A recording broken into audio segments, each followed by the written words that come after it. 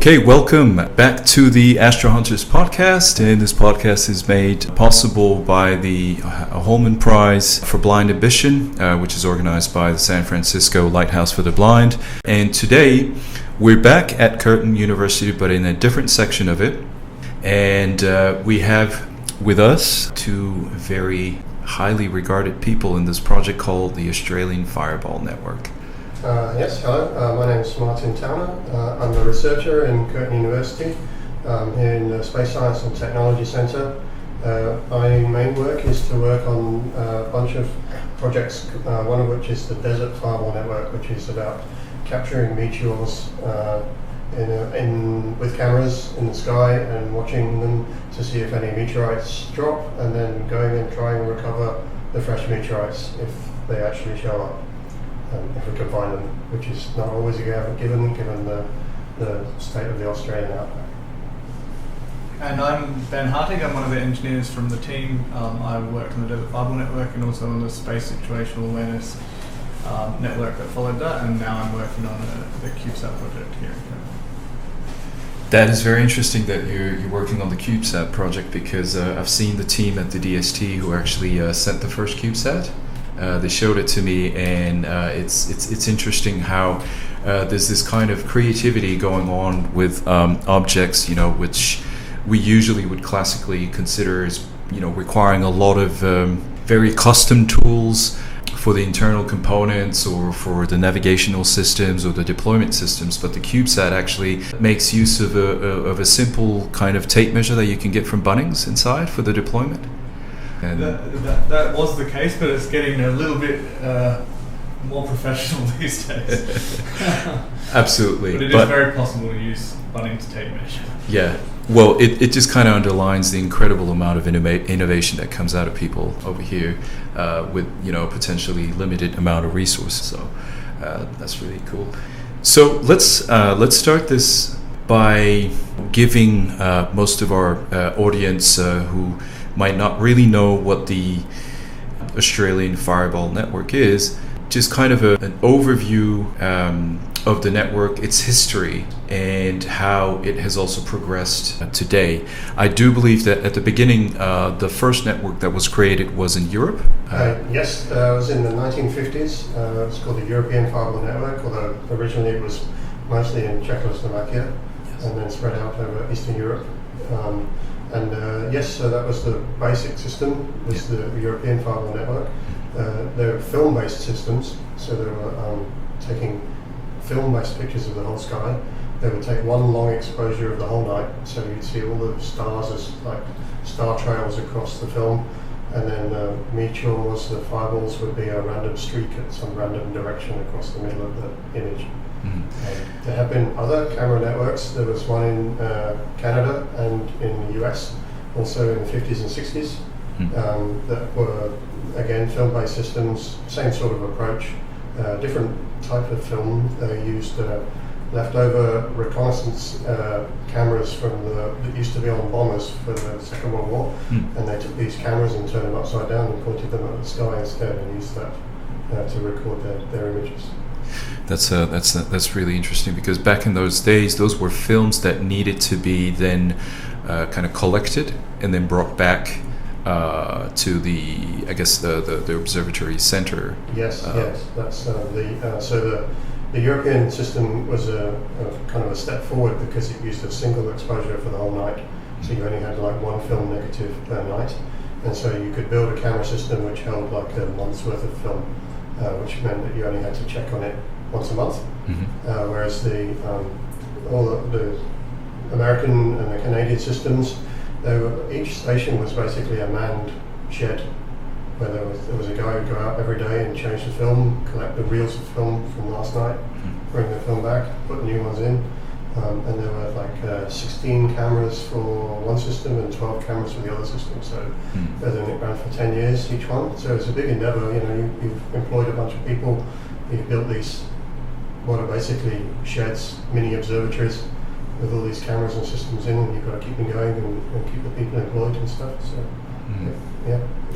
And that also transferred to Australia, and the prototypes were actually 4 observatories which are installed across I think they currently cover 2 million square kilometers, but back in the days they covered a smaller region. Yeah, it's about 250,000 square kilometers.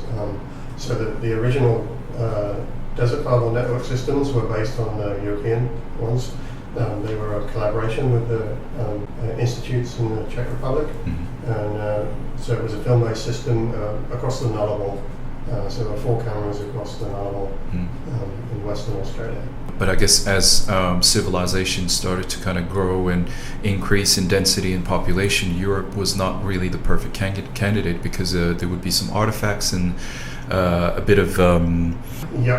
So there's 2 big factors which make Australia great for it. One of which is the light pollution. It's basically the airplanes and civilization and stuff and all those kind of lights. Also the weather. Australia has a lot better weather. You have more clear skies. You have more nights where you can take observations, so you've got more chance of seeing fireballs. And the final big factor is the ground. When you have a camera network in Europe, if you see a meteor that drops a nice meteorite, you've then got to go and search for it over a few square kilometers probably to find it.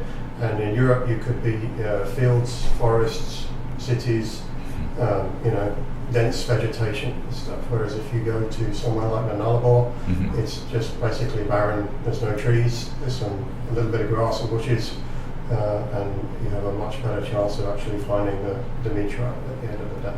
Yeah, and in some ways, the normally meteorites have a very low albedo, meaning that they actually very black and absorb. They don't really reflect much, whereas the desert is more kind of white sand or let's say clear. Yes, yeah. The Nullarbor is famous for being a big limestone plateau, which is a pale white rock, and then meteorites generally black and shiny, especially fresh ones that have only recently fallen, and so you have picking them up as well. So, what were the challenges for the first ADFN? Partly logistics. Even with the automated film-based systems, you still have film which has to be shipped in and out. So the cameras are in the Nullarbor, but they're on the Trans line, which is the railway line, the east-west railway line. And so we would have the local farmers would look after the cameras for us. Once a month they would change the film and it would go on the train and it would come back to Perth where it would get developed, and then it would get scanned in and it would go back to the Czech Republic to be analysed. All the way there, yeah, wow. Yeah, and then the return leg was fresh film going into the magazines, which would then go out on the train back to the homesteads, and they would, farmers would have to load them up and put them in. That's the logistical issue. There kind of a bunch of other things. Cost. Each one of these systems was still as part of $150,000 worth of equipment. The camera systems are quite large. They're like 120 kilos each. If you imagine something that's like 80 centimeters by 50 by 50 and weighs 120 kilos, it needs a big concrete stand. It needs like 15 solar panels and about $5,000 worth of batteries to keep it going. All of that is a cost and logistics to deploy out and put on site. And then the film systems are they're quite mechanically complex inside the box. You would have a magazine, a rotary magazine of sheets of film in it, and you would have to pull a sheet of film out of the magazine, move it under the lens, and then a little vacuum pump would suck the film down so that it was dead flat. And then you had a mechanical cover on the lens which would open up, and then you could start the exposure, and then at the end of the night you close everything up. The film has to go back into the magazine, and then the new film comes out, and lots of small moving parts, and Australian outback with dust and heat and stuff doesn't mix well with small moving parts, so it was there were reliability issues, and if you have to fix it, that's sending somebody out from Perth on a week-long trip in a four-wheel drive to go and just clean something or whatever, unstick it.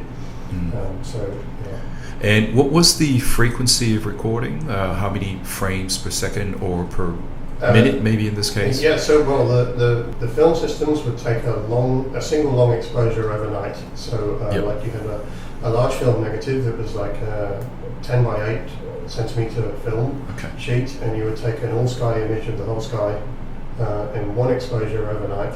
Would get the streaks. And you get circular star streaks, and then you get a random streak, which was the fireball across the image.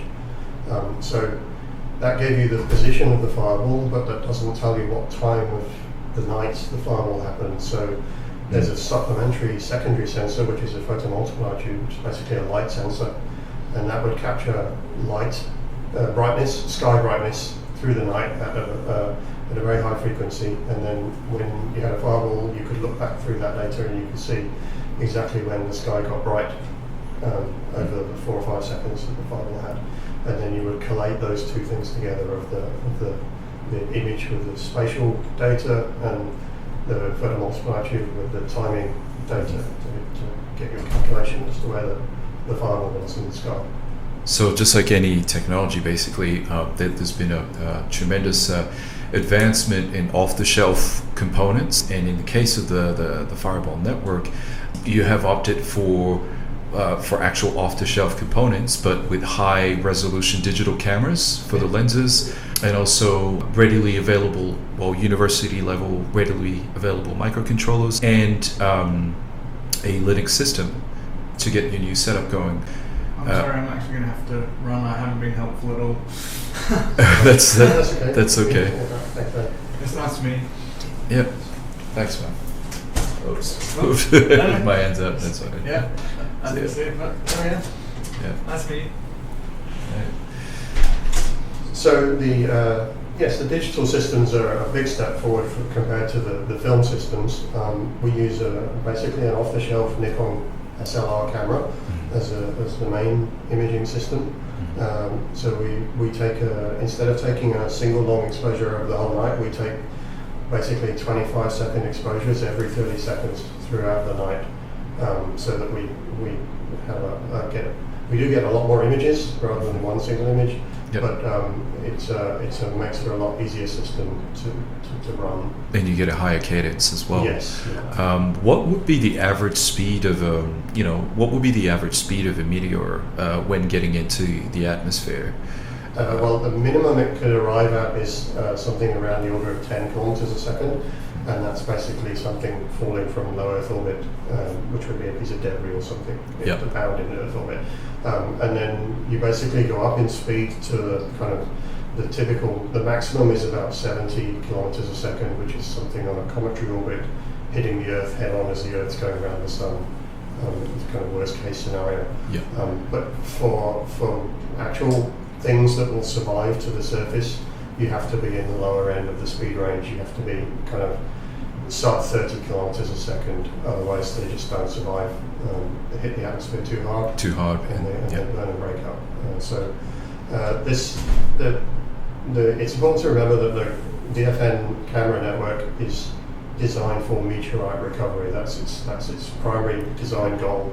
Is meteorite recovery, which is why you can do studies of fireballs and meteors and things that burn up and all that sort of stuff with lower resolution video systems, no problem, or lower resolution cameras. But to actually measure it well enough to be able to predict where it's going to land on the ground reasonably, to give you a reasonable chance of finding it in a decent searching area, you need to see the end of the trajectory really as best as possible, which means the highest resolution as possible.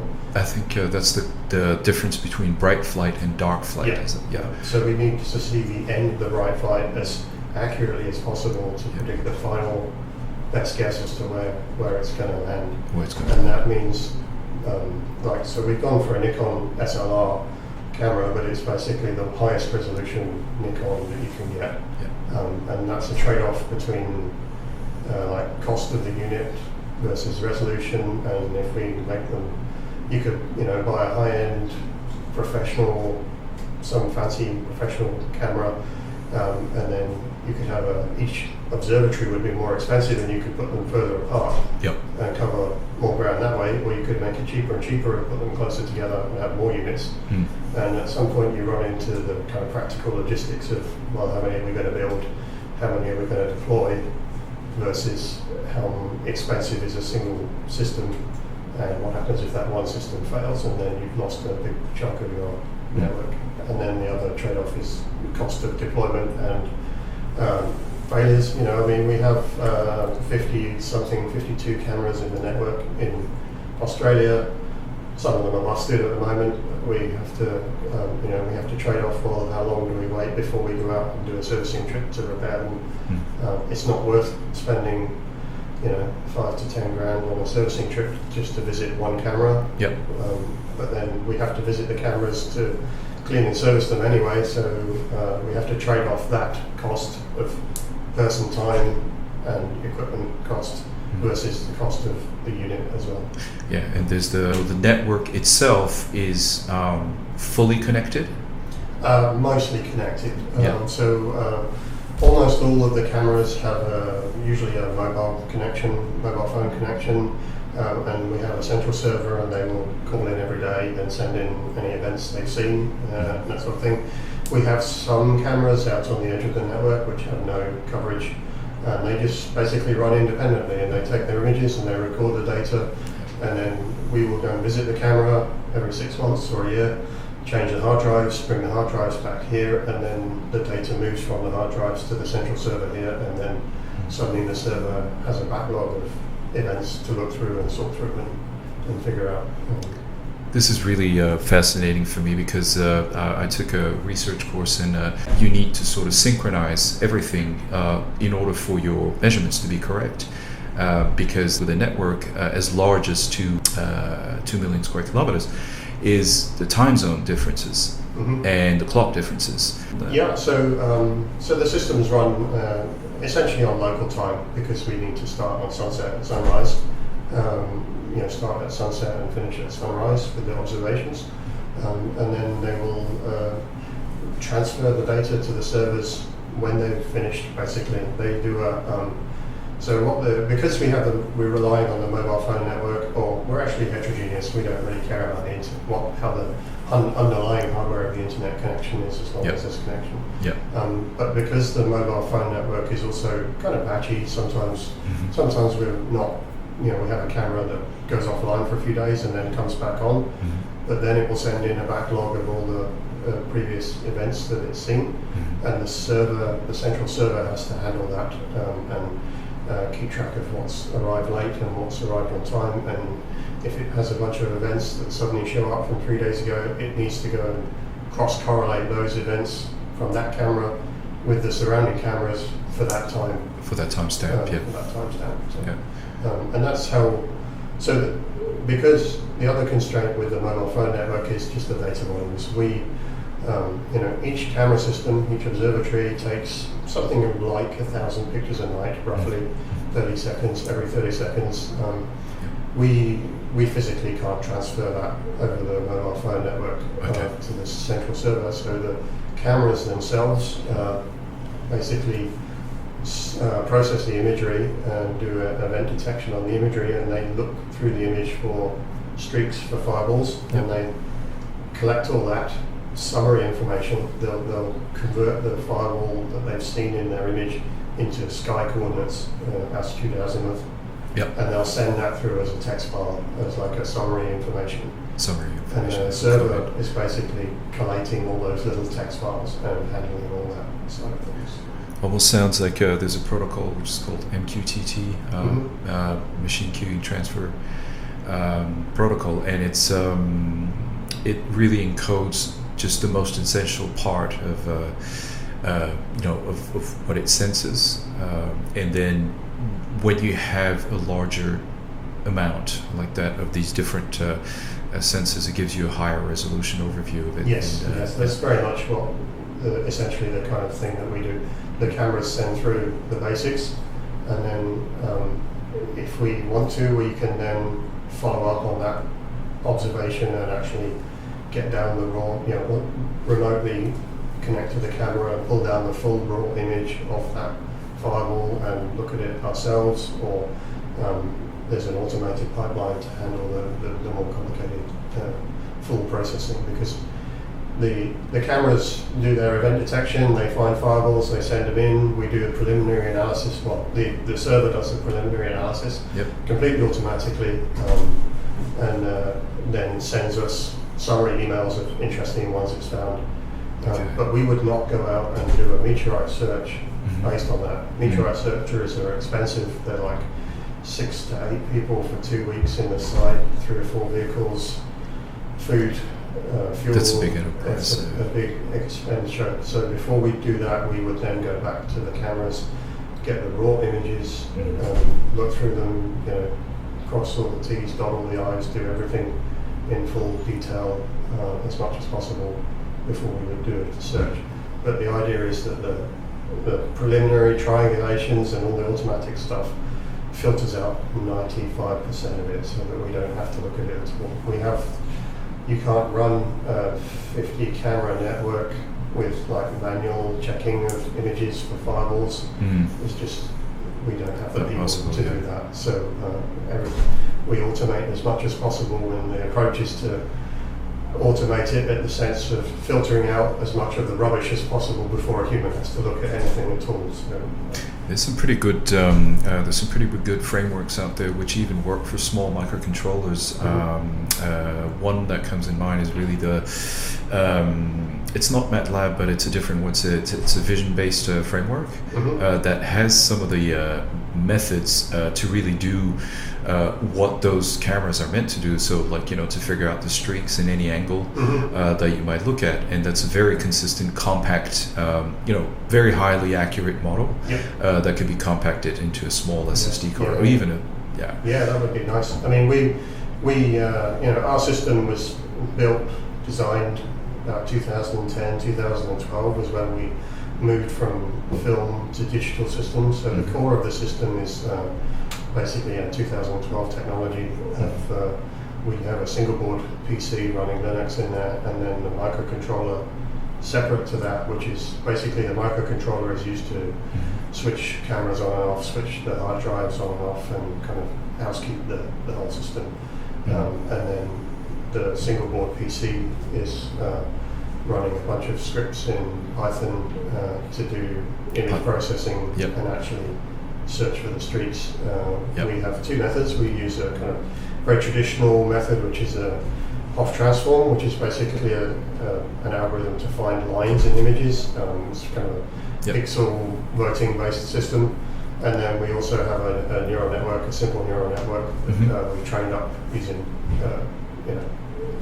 manually tagged data to find neural networks as well. I think we have we have the system as it is, and there is certainly potential in the last kind of 8 or 10 years of technology development to make to improve things a bit. I think and make our current system. The digital system as it currently is a like a box 40 by 40 by 20 centimeters, which holds the Nikon camera, 3 hard drives, and a single board computer, and a small video system as well. I'm really a fan of how you actually went about to get it done. Considering that I come from a we do a lot of stuff in our garage. We have our CNCs and our 3D printers, and we just prototype and quickly and fast, and as many failures as possible in the beginning, so that we understand where the risks might be early on, instead of trying to create a sophisticated model and then afterwards decide to go ahead, which is kind of the big difference between how NASA does things. So they have a requirement, say a matrix, which is about 95%, whereas for instance SpaceX uses 51% matrix. So that allows them to really bump into issues much quicker, but spend much less money. So it seems that philosophy has been applied from the get-go. Yeah, very, very much so. I mean, the current systems are basically like the 5th generation model in a space of a few years. The first systems we built were basically a camera on a tripod with a bunch of stuff in a waterproof Pelican case on the ground next to it to just thrash out the hardware concepts, and then into a box, and then a slightly improved design, and trying different things. we originally went down the route of trying actually several concepts at once in parallel. So we have the system we have now, which has a 25-second exposure kind of all night, every night. We also built, early on, we built a triggered system where we had a video camera that looked at the sky and looked for motion, and then when it saw motion it would trigger a still camera which would take a bunch of high frame rate exposures like click, click, click, click, click, and capture the fireball that way. That worked in terms of science, that worked just as well as the current system, but it was hardware, it was a lot more complicated and costly and less reliable because you have to, you have a lot more moving parts. Yeah. So yeah, we, our philosophy was, okay, we need, we want to recover meteorites. How accurately do we need to measure meteorites to be able to have a good chance of finding them on the ground? And we need, so okay, well, you can do a search trip. You can search maybe 1 square kilometer per week with 4 to 6 people, because it's like a slow-moving police line, walking up and down, looking under every bush, covering the ground slowly. Yeah. So that's the practical limit for searching. So how accurately do we need to to predict the meteorite on the ground to do that? How accurately do we need to predict the meteorite in space to do that, to get to that ground prediction? And then, well, how accurately do you need to observe the meteorite, which drives your choice of image sensor and the frame rate and the sensitivity and all that sort of stuff. I saw that in one of your papers. You said that your objective, and which has been met, is to actually get an accuracy of approximately 100 meters of margin error between the observed event and then where the actual meteorite falls. When you actually send scientists to the field to salvage it. So yes, it's typically 100 meters or so on there. So yeah, there are about 50,000 meteorites across the world in the world's collections. But the vast majority of those are what you call finds, which are ones where people have picked them up long after the event, and they've not observed the actual thing arriving and falling. Literally, the number of falls, like ones where people have seen it, is like less than 100 out of the 50,000. There are ones where like people have seen it, witnessed it fall and then collected it, but that's different from observing it and being able to calculate the orbit. The big thing is, for us, the big thing is having the meteorite. And if you have the observations of it arriving, you can, calculate forward to figure out where it landed. But you also calculate backward to see where it came from. And so it's the context of having the rock and having the orbit, knowing where in the solar system it came from, that makes it so valuable.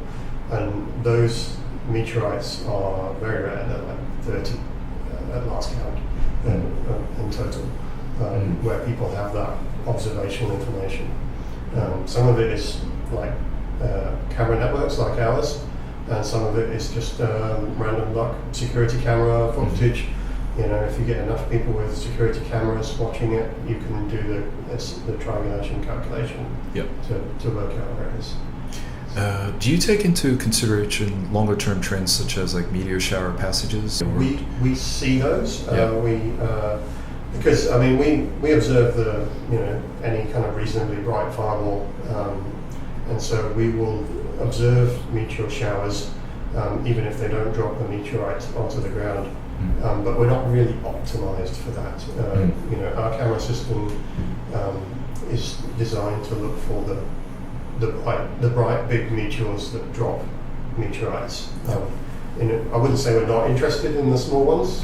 We see them and they're interesting science, but it's not the main kind of design goal of the system. And meteorite, meteors that drop meteorites, like that drop decent sized meteorites, are really quite rare. And so they don't tend to match up so much with the meteor showers that people conventionally see. A lot of meteor showers are also cometary in origin, and they tend to be quite high velocity, and our current understanding of cometary material is it's kind of quite soft and weak. So if you have a high velocity soft weak thing on a cometary orbit, the chances of it actually dropping a meteorite that we could physically recover are quite slim. There's only like a couple of the meteor showers which actually theoretically are capable of dropping meteors, just because a lot of them come in very fast. What are some of the ancillary systems that could potentially be used really kind of to focus down the moments where, let's say weather condition. If you have a dust storm, that could be kind of detrimental to the hardware.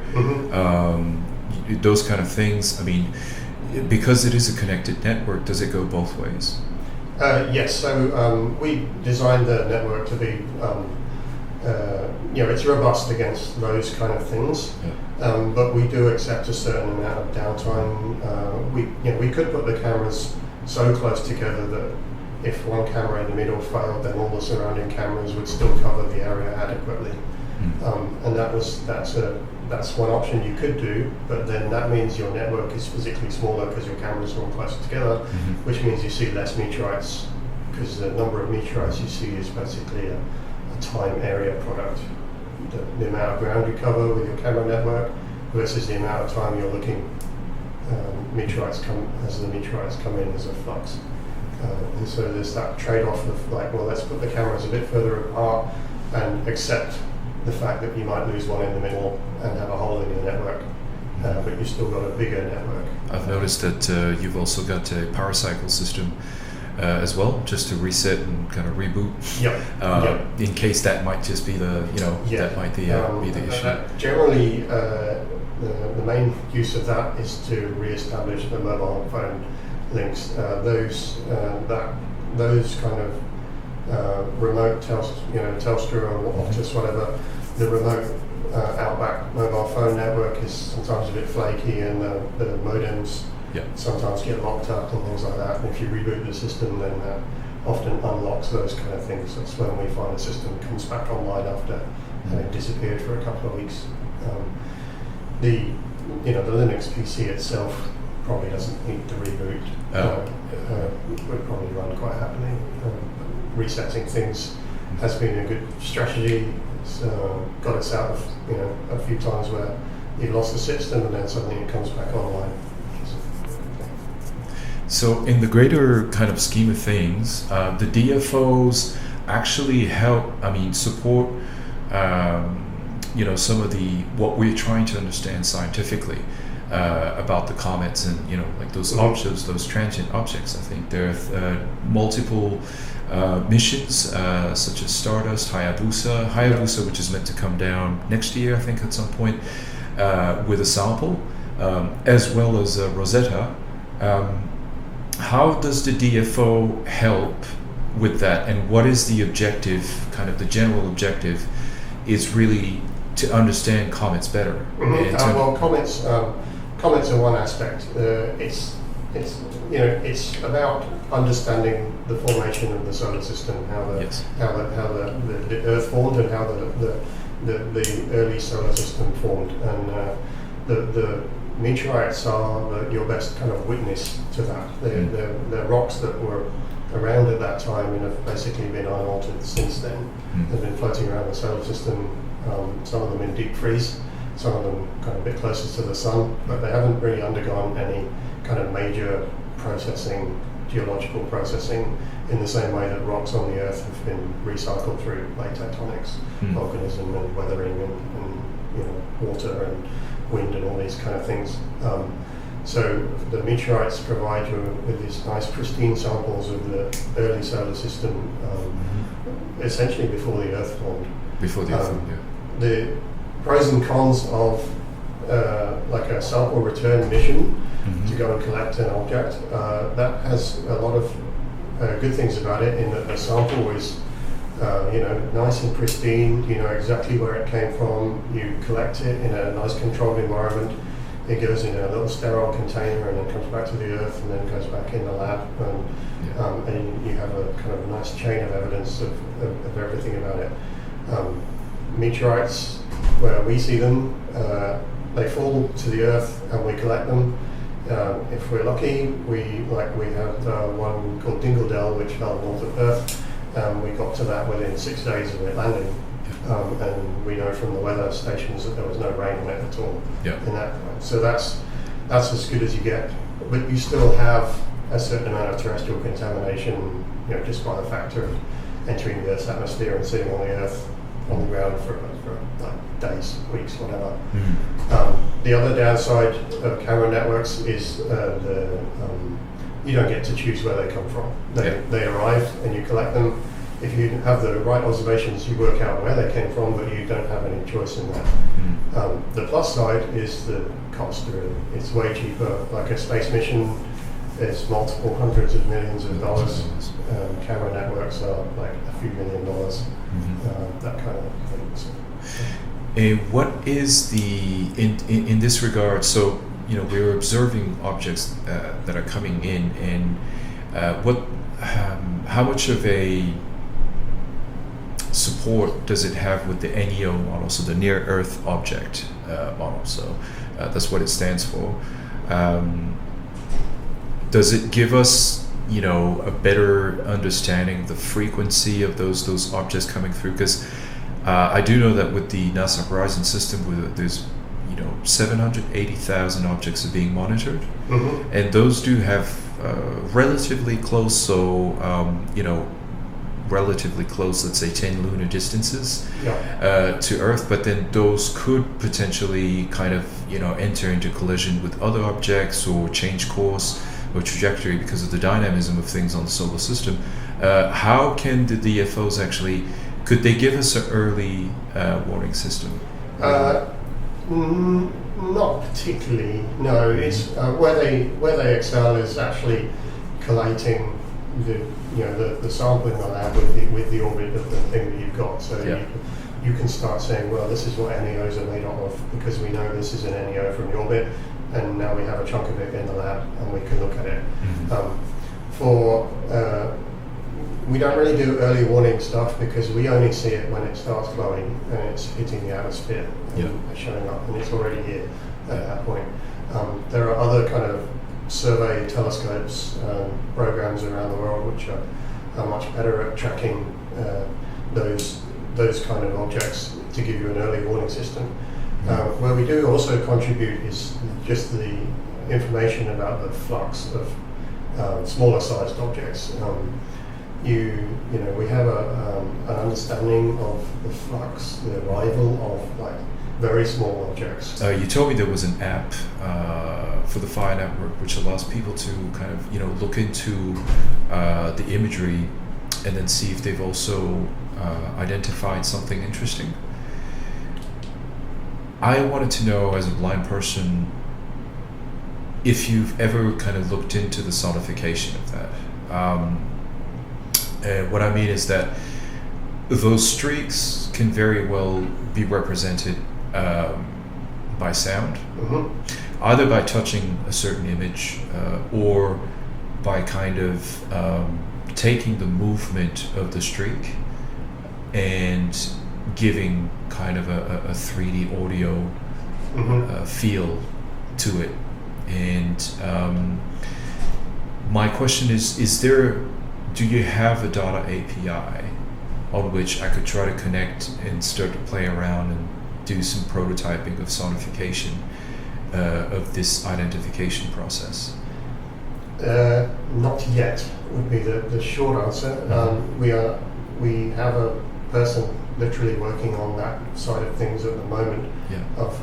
So with the way the camera networks, with our camera network, we collect and store all the images from the film system. So 1,000 images per night, per camera, every camera. It all goes on the local hard drives on the camera systems, and then as part of the servicing, we collect the hard drives and the data comes back here and goes on the Pawsey supercomputer archive here. So we currently have about 800 terabytes of imagery, I think, of basically raw imagery, some of which is firewalls, most of which doesn't have firewalls, it's just pictures of the sky.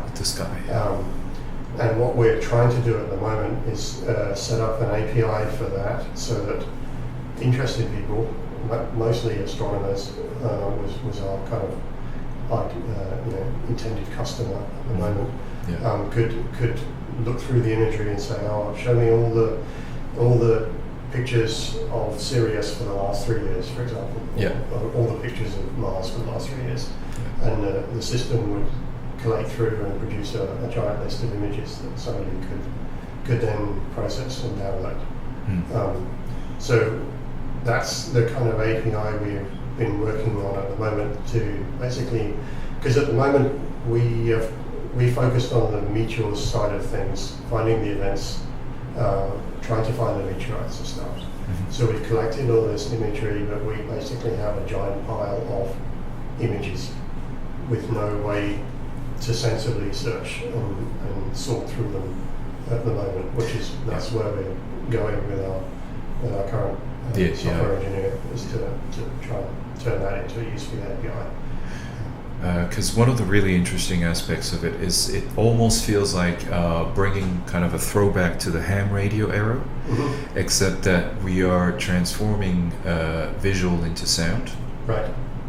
And literally what one could try to do is to say, well, I would like to take records from this time, from time t up to t plus n, and then afterwards, within that range, it gets transformed to a certain frequency, frame rate, and see if there's anything unusual that comes out by applying certain machine learning models, but then transforming the event into a sound, so the streak can go one place or the other. And somewhat, when we play with sound, it's something that does not require a full attention, but we can always pick up on the smallest of nuances with sound. I thought that would be really interesting to kind of create a fireball network radio that provides people like myself and many others, including sighted people, because once this is some of the first events, we know how to process it, and obviously we do know how to process it. That sound can also be sort of designed for artistic endeavors. So if you have a showery sky with a lot of kind of many events happening, that can also be almost musical, and it's just taking the actual arithmetical or even just natural frequency of different objects falling in the sky with different magnitudes because of the either the length or the brightness of the streak, like all of these kind of things can really form some interesting outreach to people who may not necessarily have an understanding of these things, but personally I do believe that this is much better than watching a series of Game of Thrones. And in terms of the blindness part, the visual impairment, I think this could really stretch the imagination, especially for the younger kids who are congenitally blind and who are interested in the sciences instead.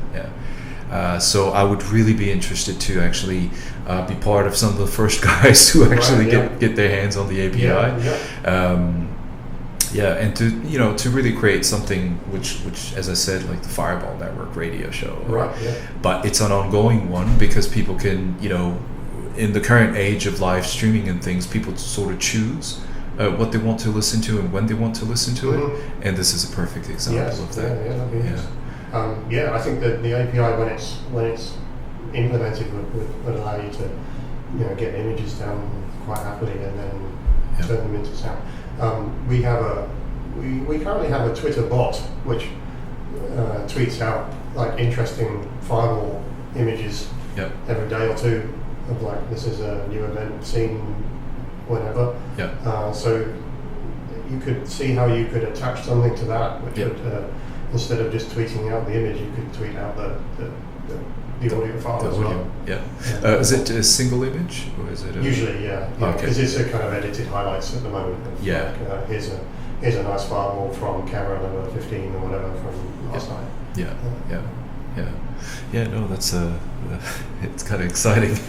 But well, thank you very much for this, and I guess I sort of have a last question. You see that piece over there, the 3D block. Mm-hmm. Yes. This is a crater, right? Yeah. And that has been sort of, you would say that's a comet impact, an asteroidal impact? It's quite hard to tell velocity from the crater shape and size. Yeah. Because craters are, once you get above a certain speed, craters are essentially an explosion. Yeah. Something comes in at hypervelocity speed, which means the velocity of the object is greater than the speed of sound in the material. So Okay. greater than the shock wave will actually travel in the material. Okay. In the target material, you get essentially an explosion. This one has a central peak, which means it's a larger crater. Larger crater, yeah. Because it's complex, rather than a simple crater, which would be smaller. So, like a simple crater is something of the order of a few kilometers across. Once you get bigger than that, gravity starts becoming a relevant factor, and the flexing of the crust and things like that, and you get a more complicated crater structure with a peak in the center. Just like the peak's slightly offset as well, which could be because the object came in at a slight angle. Slight angle, yeah. I mean, there's no reason objects come in straight up, down the time. They all come in at different angles.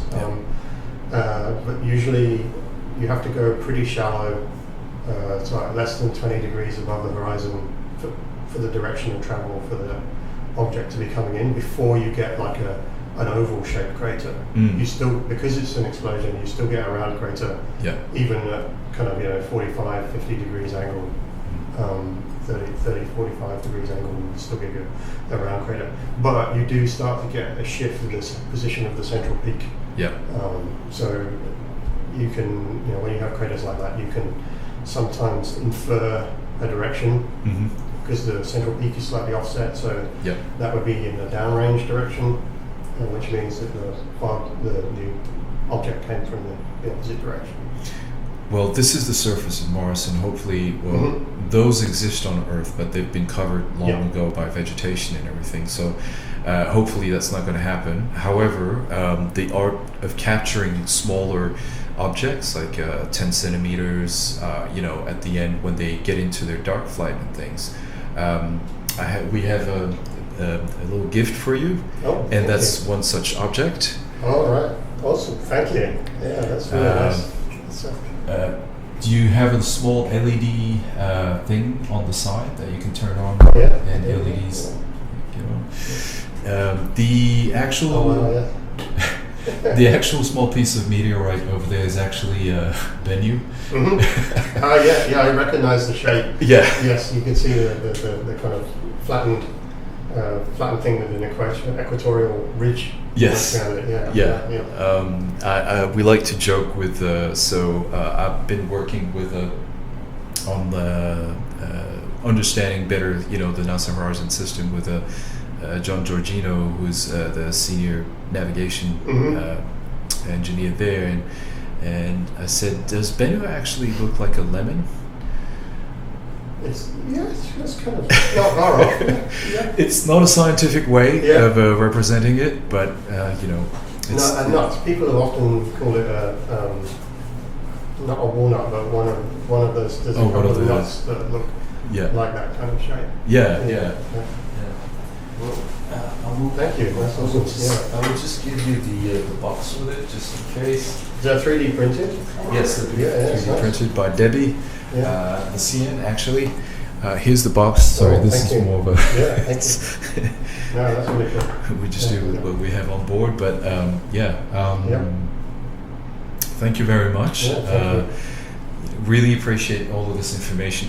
It really helps me, as a blind person, really understand better how those things can be illustrated, so that I can also have fun, because I have a lot of fun with science. I like science, I like observing, I like investigating, and I'm sure a lot of other people who have visual impairments are the same. Okay, If we could help do that, then Thank you. We Ben said he left it at home, but we've got a 3D printed map of Australia for you with the camera locations on it. Oh, that we're going to hand over to you. that's so cool! Thank you so much. At some point. Okay, and we'll use the Leap Motion device to actually. Yeah. Yeah. Cool. Okay. Thank you. Thanks. Yeah, this is great. Thanks. Yeah. This podcast is made possible by the Meteor Prize for Blind and Vision, organized by the San Francisco Lighthouse for the Blind.